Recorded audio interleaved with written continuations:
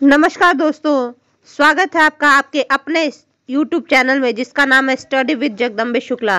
दोस्तों, आज हम आपके सामने आधुनिक मीरा के नाम से विख्यात महादेवी वर्मा जी की जीवनी लेके प्रस्तुत हुए हैं। आधुनिक मीरा के नाम से प्रसिद्ध महादेवी वर्मा का जन्म 1907 ईस्वी में होली के दिन फर्रुखाबाद उत्तर प्रदेश में हुआ। इनके पिता श्री गोविंद सहाय इंदौर के एक कॉलेज में अध्यापक थे तथा माता सरल हृदय धर्मपरायण महिला थी। महादेवी बड़ी कुशाग्र बुद्धि की बालिका थी और बचपन से ही माँ से रामायण महाभारत की कथाएं सुनते रहने के कारण इनके मन में साहित्य के प्रति आकर्षण उत्पन्न हो गया। फलतः मौलिक काव्य रचना इन्होंने बहुत छोटी ही आयु में आरंभ कर दी। इंदौर से प्रारंभिक शिक्षा प्राप्त करने के बाद कास्थवेल्ट गर्ल्स कॉलेज इलाहाबाद से शिक्षा प्राप्त की। इनका विवाह स्वरूप नारायण वर्मा से 11 वर्ष की अल्पायु में हो गया। ससुर के विरोध के कारण इनकी शिक्षा में व्यवधान आ गया, परंतु उनके निधन के पश्चात पुनः शिक्षा आरंभ की। इनके पति डॉक्टर थे, परंतु दाम्पत्य जीवन में इनकी रुचि नहीं थी।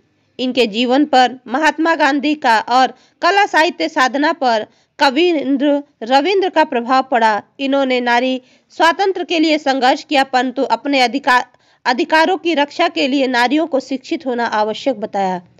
कुछ वर्षों तक महादेवी वर्मा जी उत्तर प्रदेश विधान परिषद की सदस्य मनोनीत रहीं। दर्शन, संगीत और चित्रकला में इनकी विशेष अभिरुचि थी। प्रयाग विश्वविद्यालय से संस्कृत विषय में MA की परीक्षा प्रथम श्रेणी में उत्पन्न की। वे सन 1965 ईस्वी तक प्रयाग महिला विद्यापीठ की प्राचार्य के रूप में कार्यरत रहे। इन्होंने उत्तर प्रदेश विधानसभा की सदस्यता के रूप में भी कार्य किया। इनका देहावसान 11 सितंबर सन 1987 ईस्वी को प्रयाग में हो गया। चलिए इनके साहित्यिक जीवन के बारे में भी कुछ जानते हैं। महादेवी वर्मा जी के गद्य का आरंभिक रूप की काव्य कृतियों की भूमिकाओं में देखने को मिलता है। ये मुख्यतः कवित्री थी, फिर भी गद्य के क्षेत्र में इन्होंने उत्कृष्ट कोटि के संस्मरण, रेखाचित्र, निबंध और आलोचना लिखी। रहस्यवाद और प्रकृतिवाद पर आधारित इनकी छायावादी साहित्य हिंदी साहित्य की अमूल विरासत के रूप में स्वीकार किया जाता है। विरह की गायिका के रूप में महादेवी वर्मा जी को आधुनिक मीरा कहा जाता है। महादेवी वर्मा जी के कुशल संपादन के परिणाम स्वरूप ही चांद पत्रिका नारी जगत की सर्वश्रेष्ठ पत्रिका बन सकी। इन्होंने साहित्य के प्रचार प्रसार हेतु साहित्यकार संसद नामक एक संस्था की स्थापना की। इन्हें नीरजा काव्य रचना पर सक्सेरिया पुरस्कार और यामा कविता संग्रह पर मंगला प्रसाद पारितोषिक से सम्मानित भी किया गया। कुमाऊं विश्वविद्यालय ने इन्हें डिलीट की मानद उपाधि से विभूषित किया। भारत सरकार ने पद्म भूषण से इन्हें सम्मानित किया, लेकिन हिंदी के प्रचार प्रसार के प्रति सरकार की उपेक्षापूर्ण नीति से व्यथित होकर महादेवी वर्मा जी ने इस अलंकरण को वापस कर दिया।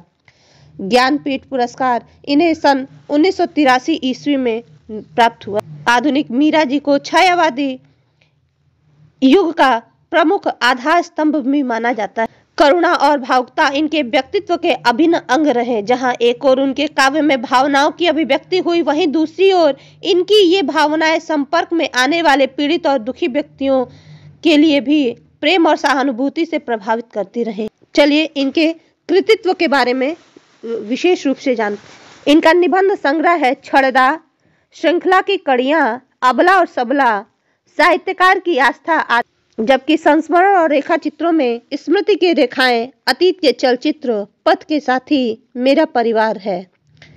संपादन में इन्होंने चांद पत्रिका और आधुनिक कवि नामक काव्य संग्रह का विद्वत्ता के साथ संपादन कार्य किया।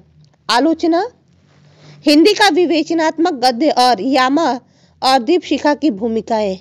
काव्य रचनाओं में निहार, रश्मि, नीरजा, सांध्य गीत, दीपशिखा, यामा, सप्तपर्णा और हिमालय प्रमुख रचनाएं हैं। निहार महादेवी वर्मा का प्रथम काव्य संग्रह है जिसमें उन्होंने 47 गीत संकलित किए थे। धन्यवाद दोस्तों।